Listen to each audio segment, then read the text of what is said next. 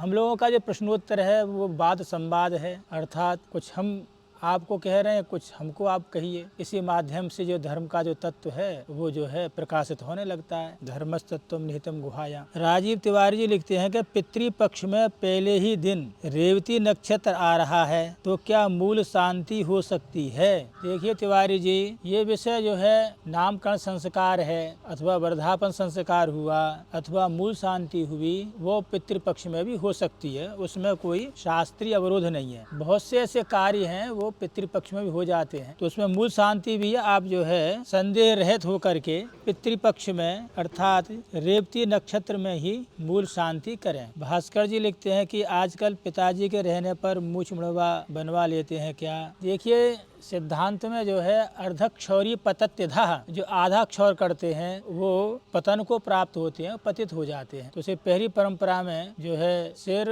और दाढ़ी वगैरह सबका एक साथ ही मुंडन होता था। ऐसा नहीं है दाढ़ी है और जो है सिर के बाल हैं वो उनको जो है अलग अलग दिनों में बनवाएं, ऐसी परंपरा पहले नहीं थी। तो इसलिए जो है बाल सिर पर हैं, केवल दाढ़ी बनवा रहे हैं तो वो भी अशास्त्रीय ही है। शास्त्रीयता वो दाढ़ी और बाल सब एक साथ बनने चाहिए। सुधांशु शर्मा मधुरान जी प्रश्न पूछते हैं, क्या कोई अविवाहिता स्त्री किसी महाविद्या का जप व हवन कर सकती है या नहीं? कुछ महाविद्या साधक लोग महाविद्या का हवन व जप स्त्री के द्वारा करवाते हैं, क्या यह उचित है? सुधांशु शर्मा जी, इस विषय में हम बहुत पर्याप्त वीडियो डाल चुके हैं, तो कृपया जो है आप थोड़ा परिश्रम करें। तो ये आपने प्रश्न किए हैं उस वीडियो में जो है बड़े विस्तार से इनका उत्तर है, किंतु आपने कहा है तो संक्षेप में हम बता देते हैं कि देखिए, जहाँ तक चाहे महाविद्या हो अथवा जो है अन्य कोई भजन पूजन इत्यादि हो, वहाँ पर जो है कन्या का अधिकार नहीं है, उनमें कन्या का अधिकार नहीं है। क्योंकि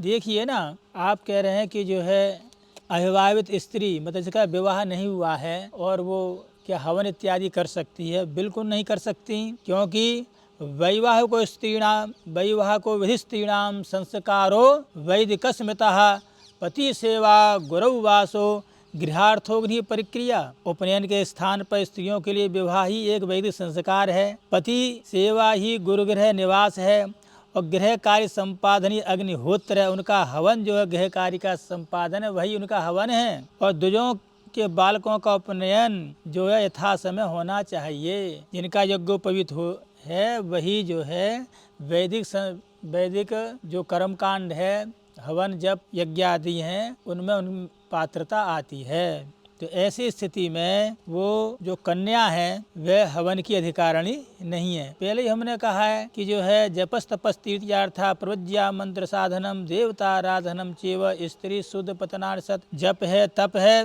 व्रत है, तीर्थ यात्रा है, प्रणव का उच्चारण है, संन्यास वगैरह जो है देवताओं की आराधना जो करना जो पतित ब्राह्मण स्त्री इत्यादि के लिए वर्जित है। और रही व्रत की, व्रतम नास्ति तपो नास्त्री होमो नैव च विद्यते पंचगव्यम दातव्यम तस्य मंत्र विवर्जितम। तो किसी प्रमाण के द्वारा, किसी भी स्मृति के द्वारा, जो अत्रि स्मृति के श्लोक हैं, कहीं भी जो कन्या के लिए जो अविवाहिता स्त्री है अथवा पतित ब्राह्मण हैं, उनके लिए कहीं भी जो है चाहे महाविद्या हो अथवा गायत्री जप हो या कोई विशेष देवता की आराधना हो, उनको अधिकार उसमें नहीं है। तो सावित्री प्रणवम जो लक्ष्मी स्त्री शूद्राय नेच्छन्ति, ये भी श्रुति है कि वह स्त्री के लिए प्रणव और गायत्री के जप का निषेध है। जो शास्त्र वर्जित लोगों का अर्थात शास्त्र जिसका निषेध किया है उनको उपदेश करता है, वह मरने के बाद अधोगति को प्राप्त होता है। तो लोगों का व्यापार है भैया, व्यापारी लोग वो जो है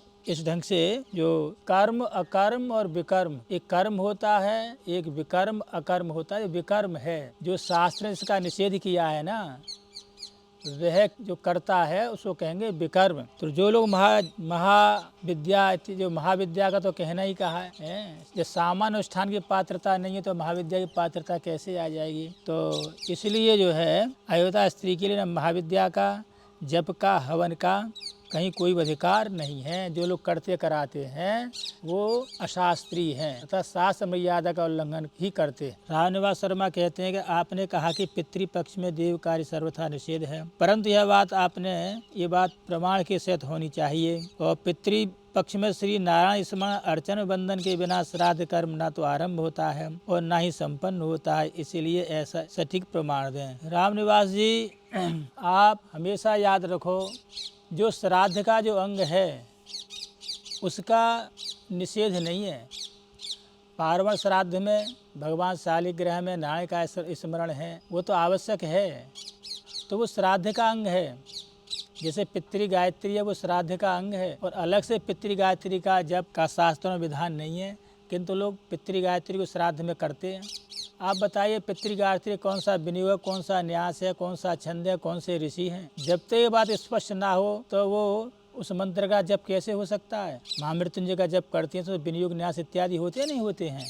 ये तो मनमानी परंपरा है। तो भगवान नारायण, कोई भी कर्म है वो भगवान नारायण को ही समर्पित किया जाता है। कहते हैं ना, पीताम ओम तत्सत, जो हमने किया है वो भगवान को समर्पित है।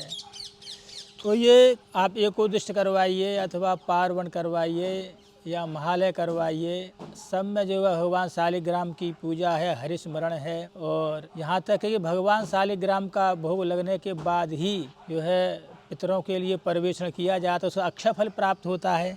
ये श्राद्ध के अंग हैं, तो पितृपक्ष में श्राद्ध का अंग है, उसको करने में कोई हानि नहीं है। और आप जो है नित्य प्रति यद्यपि जो है 15 दिन लगातार श्राद्ध का विधान है। पार्वण श्राद्ध हम जब बचपन में थे तो लोगों के यहाँ 15 दिन लगातार होते थे। आप सोचिए पितृपक्ष में जो है पितरों से संबंधित इतना कार्य है कि सुबह उठोगे, श्राद्ध करोगे, तर्पण करोगे, ब्राह्मण भोजन कराओगे और पार्वण भी कराओ, कुछ भी का पूरा दिन लग जाता है, उसमें अलग से अनुष्ठान करने का समय है कहाँ? इसलिए जो शास्त्रों ने देव कार्य का निषेध किया है कि ये देव कार्य का विधान पितृपक्ष में हो जाएगा तो पितर जो गुण हो जाएंगे देवता प्रधान हो जाएंगे। तो केवल 15 दिन उन्होंने भगवान से जो है मांगा था। और ये विषय जो है ना आपका बड़े अच्छे मार्कंडेय पुराण में है, आप लोग थोड़ा परिश्रम करिए। और ये अन्य भी जो धर्म सिंधु, निर्णय सिंधु इत्यादि में भी हैं। हाँ, संतोष उपाध्याय जी कहते हैं गया जी में पिंडदान के लिए किन किन महीनों में और जाया जा सकता है, इस पर हम विस्तार से वीडियो बनाएंगे। 2.5 महीना होते हैं जिनमें जो है पितर भूतल पर रहते हैं, इन दोनों में जाया जाए तो बहुत अच्छा है। किंतु जहाँ गया का वाद है वो नित्य श्राद्ध है। जब भी आपको समय मिले, सदा सर्वदा जब भी समय मिले तो आप गया जा सकते हैं, ऐसा भी लेख है, मैं आज पढ़ रहा था जो है, उसमें समय की कोई बाध्यता नहीं है। किंतु 2.5 महीना का जो समय विशेष है उस समय पितर लोग भूतल पर रहते हैं, वो सब वीडियो के माध्यम से बताएंगे। अंकित साहब पूछ रहे हैं पितृपक्ष में क्रिया करने का द्विजों को क्या क्या अधिकार है, और यदि द्विजों जैसे आजकल के द्विज जिनके कर्मकांड का ज्ञान नहीं है वो क्या कर सकते हैं पितृपक्ष में, जिससे श्राद्ध किया जा सके और दोष भी ना लगे। देखो बात यह है कि अंकित जी, जो पितरों से संबंधित जो कार्य हैं वो तो करना ही होंगे। तर्पण करना होगा, बल वैष्णदेव है वो तो नित्य है और तर्पण तो करना ही है, इसमें तो कोई समझौता है नहीं। ब्राह्मण भोजन होना ही है और श्राद्ध में ब्राह्मण भोजन के बाद आपको तर्पण करना है और ब्राह्मण ना मिले तो गौओं को भोजन कराना। तो आप नित्य प्रति जो है कुछ भी ना हो ब्राह्मण का भोजन कराएं और गौओं को भोजन करें। जैसा ब्राह्मण का भोजन है उसी ढंग का गौ का ही भोजन कराना चाहिए। और इसके बाद आप जो है तर्पण अवश्य करना चाहिए। और वो गीता प्रेस गोरखपुर में सब हिंदी में सब कुछ दिया हुआ है, तो उससे जो है बहुत पितृ जो है संतुष्ट रहेंगे। और बाकी कोई अच्छे विद्वान मिल जाए तो पार्वण श्राद्ध इत्यादि करा दीजिए तो बहुत अच्छी बात। कुकरेद जी महेश पूछते हैं कि श्राद्ध में जन्मदिवस पूजन किया जा सकता है? बिल्कुल किया जा सकता है, श्राद्धों में ऐसा कोई निषेध नहीं है। जन्मदिन जिस दिन का उस दिन जन्मदिन मनाइए तो वो किया जा सकता है। नीरज जी पूछते हैं कि श्राद्ध में हनुमान जी का अनुष्ठान किया जा सकता है कि नहीं? देखिए हम पहले ही कह रहे हैं कि जो है अलग से कोई अनुष्ठान श्राद्धों में नहीं हो सकता है। आप पहले से हनुमान की उपासना कर रहे हैं, पहले से जप कर रहे हैं तो उसको करते रहिए, किंतु अलग से कोई विशेष अनुष्ठान से देवता के निमित्त नहीं हो सकता। इसे श्राद्ध पक्ष में जो है हनुमान जी का अनुष्ठान ठीक नहीं है।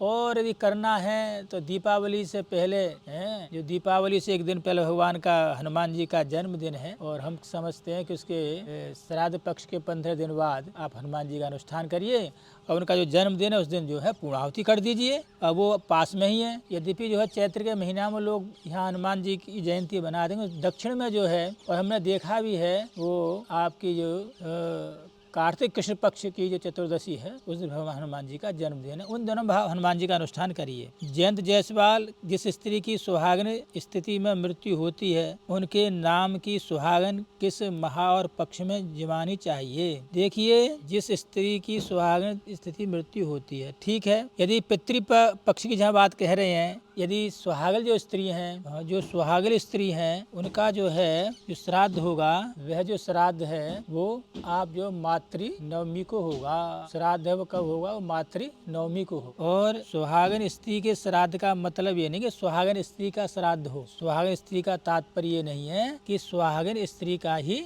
श्राद्ध हो। उसमें प्रमुखता किसकी? ब्राह्मण की है। तो सपत्नीक ब्राह्मण का जो भोजन कराएं वो किसको कराएं? मातृ नवमी को। पितृपक्ष में मातृ नवमी आती है, क्योंकि बिना ब्राह्मण के भोजन के जो सुहागल जो स्त्री है उसके लिए जो है वो प्राप्त नहीं होगा। इसलिए जिनकी अकाल मृत्यु होती है उनका श्राद्ध चतुर्दशी में होता है, और जिनकी चतुर्दशी में मृत्यु होती है उनका श्राद्ध द्वादशी में होता है। और जो सुहागिन जो स्त्रियां हैं वो किसी भी तिथि में उनका शरीर हो, उनका जो श्राद्ध है वो मातृ नवमी को होता है। किंतु स्त्री का श्राद्ध केवल स्त्री खिलाने से उसको स्त्री को प्राप्त नहीं हो सकता, साथ में ब्राह्मण का होना भी आवश्यक है। ये तो धर्मस् ततो जयः।